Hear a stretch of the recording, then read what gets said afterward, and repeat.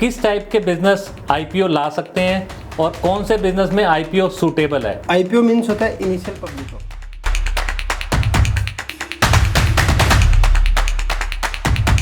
IPO किस type के business IPO ला सकते हैं और कौन से बिजनेस में आईपीओ सूटेबल है और आईपीओ क्या होता है?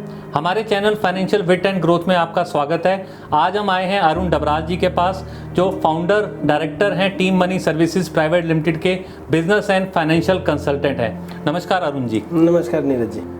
अरुण जी, आईपीओ क्या होता है और किस टाइप के बिजनेस के लिए सूटेबल होता है और मैं कब आईपीओ ला सकता हूँ? नीरज जी, आईपीओ मीन्स होता है initial public offer.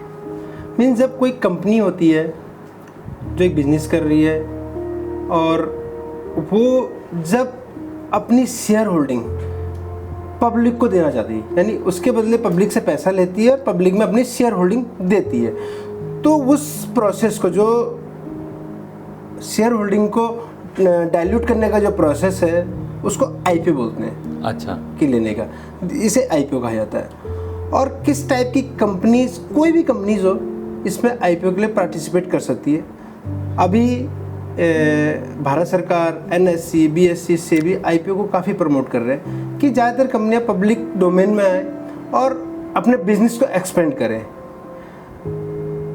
Companies IPO दो टाइप से ला सकती हैं, एक एसएमई आईपीओ होता है और एक मेन बोर्ड आईपीओ होता है। मेन बोर्ड आईपीओ, जो कि आप सेंसेक्स में कहते हो कि सेंसेक्स में कंपनियां लिस्टेड है, और जो एसएमई आईपीओ होता है वो कंपनियां जो एसएमई एक्सचेंज में लिस्टेड होती है। SME exchange, SME small medium enterprises वाला जो एक्सचेंज है वो बीएससी और एनएससी दोनों के हैं, अपने अपने एक्सचेंजेस हैं। इसके अंदर ये वाली कंपनियां लिस्टेड होती हैं। समय के साथ साथ आप एसएमई से मेन बोर्ड में भी ट्रांसफ़र हो सकते हो, ये स्थिति है। अब एसएमई कौन सी होता है? एसएमई आईपीओ कौन कंपनी ला सकते हैं? एसएमई आईपीओ मीन्स होता है जिन कंपनीज का लास्ट 3 ईयर में प्रॉफिटेबल बिजनेस रहा हो। ज़्यादातर क्या होता है कि हम करंट ईयर का प्रॉफिट देखते हैं, लास्ट 3 साल में प्रॉफिटेबल रहा हो और आफ्टर एक्सचेंज में लिस्ट होने के उनकी जो कैपिटल हो, पेड अप कैपिटल 25 करोड़ से ऊपर नहीं होनी चाहिए, तो हम एसएमई आईपीओ में कहते हैं। तो टर्नओवर कितनी होनी चाहिए? टर्नओवर का ऐसा कोई क्राइटेरिया नहीं है, पेड अप कैपिटल का क्राइटेरिया है 25 करोड़ की। मीन्स आज की डेट में आपका फेस वैल्यू शेयर की 10 रुपये है और आपके 2.5 लाख शेयर है, तो आपकी पेड अप कैपिटल 2.5 करोड़ हो गई। और अगर आपके 25 लाख शेयर है और उसकी 10 रुपये फेस वैल्यू, तो आपका पेड अप कैपिटल 25 करोड़ हो गई। तो ये होगा, अगर इससे आपका 25 लाख से 30 लाख शेयर है और 10 रुपये फेस वैल्यू है तो 30 करोड़ हो गया, तो आप मेन आईपीओ का एलिजिबल हो। लेकिन 25 करोड़ फेस वैल्यू का मतलब ये नहीं होता कि आप एसएमई आईपीओ में 50, 60, 70 करोड़ का आईपीओ नहीं ला सकते। ला सकते हैं। तो ये एसएमई, आज की डेट में सरकार और एक्सचेंजेस एसएमईज को बहुत प्रमोट कर रहे हैं कि आप लोग आईपीओ के थ्रू पैसा वो करें, क्योंकि इससे आपको बहुत सारी लिबर्टीज़ मिलती हैं काम करने की, क्योंकि फिक्स ऑब्लिगेशंस नहीं होती कि आपको ये पैसा इमीडिएट वापस करना है। आपको बिजनेस करना है, आप बिजनेस करोगे तो लोगों की, आपका बिजनेस ग्रोथ होगी तो आपका शेयर का प्राइसेस ग्रोथ होंगी, तो आपका शेयर प्राइस ग्रोथ होगा तो लोगों की ग्रोथ होगी, लोगों की इन्वेस्टमेंट बढ़ेगी। तो ये आईपीओ का प्रोसेस है। मतलब मैं अपनी जो कैपिटल है उसको डाइल्यूट करता हूँ, फंड्स लाता हूँ और एक वैल्यूएशन करता हूँ। आईपीओ वो चीज़ लाने में और उसको करने में बेनिफिट देता है मुझे, ये उसका प्रोसेस है। हाँ जी।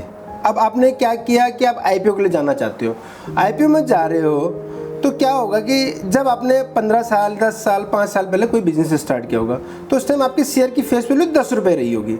अब आप 15 साल बाद आईपीओ के लिए जाना चाहते हो, या 5 साल बाद जाना चाहते हो, या 3 साल बाद जाना चाहते हो, आपने बिजनेस किया होगा तो कुछ ना कुछ आपकी कंपनी की वैल्यूएशन चेंज हुई होंगी। तो फेस वैल्यू तो 10 ही रुपये रहेगी, लेकिन आप उसमें प्रीमियम के साथ अपना मार्केट में जब आप लोगों से पैसा लेते हो तो उसमें प्रीमियम एडिशन करके, कि 10 रुपये का शेयर में भी आप 100 रुपये का बेच रहे हो, 45 रुपये, तो वो मर्चेंट बैंकर और मल्टीपल फंक्शनलिटीज़ है जिसके बेस पे उसकी वैल्यूएशन क्रिएट की जाती है। तो आप 10 रुपये की फेस वैल्यू को जैसे 100 रुपये में दे रहे हो, तो 90 रुपये आप प्रीमियम ले रहे हो अपने शेयर का। और आप जब भी आईपीओ में जाओगे तो आप मिनिमम से मिनिमम 25% के आसपास की आपको इक्विटी डाइल्यूट करनी पड़ेगी। मतलब आपके अगर 100 शेयर है तो आपको 25 शेयर एटलीस्ट मार्केट में प्लेस लेने पड़ेंगे। प्लेस नहीं मीन्स यानी लोगों को बेचने पड़ेंगे।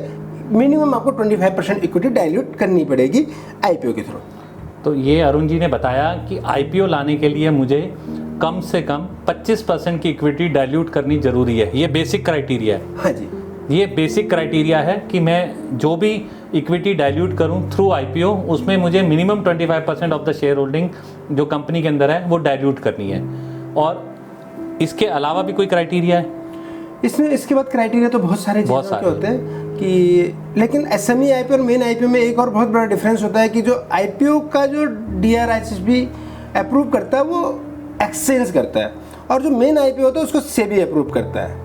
अच्छा। तो इसलिए कुछ कंप्लायंसेस में थोड़ा सा डिस्काउंट मिल जाता है एसएमई आईपीओ, तो इसलिए एसएमई आईपीओ को आने में ज़्यादा समय नहीं लगता, वो जल्दी आता है। इसका लॉट साइज भी बड़ा होता है। कितना टाइम लगता है इस सारे प्रोसेस में आईपीओ लाने के लिए? नॉर्मली अगर हम एसएमई आईपीओ की बात करें, आपके कंप्लायंस है, सारी कंपनी बिल्कुल वेल, आपके सारी चीज़ें बिल्कुल प्रॉपरली हैं, तो 3 to 6 मंथ, कई बार 9 महीने 12 महीने भी लग जाते हैं। लेकिन अगर हम मेन आईपीओ की बात करें तो आपको प्लानिंग प्रोसेस सारी चीज़ में 1 year to 2 year का टाइम लग जाता है। वो आपको पूरा का पूरा इतना समय देना पड़ता है इस तरह के मेन आईपीओ को लाने के लिए।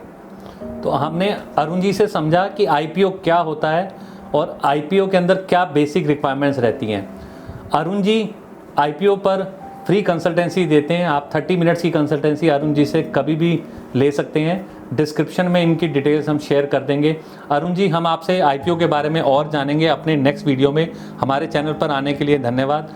आपको हमारा वीडियो इन्फॉर्मेटिव लगा हो तो आप हमारे चैनल को लाइक और सब्सक्राइब कर दें, और हमारे चैनल पर नए हैं तो इस वीडियो को लाइक और फॉरवर्ड करना ना भूलें।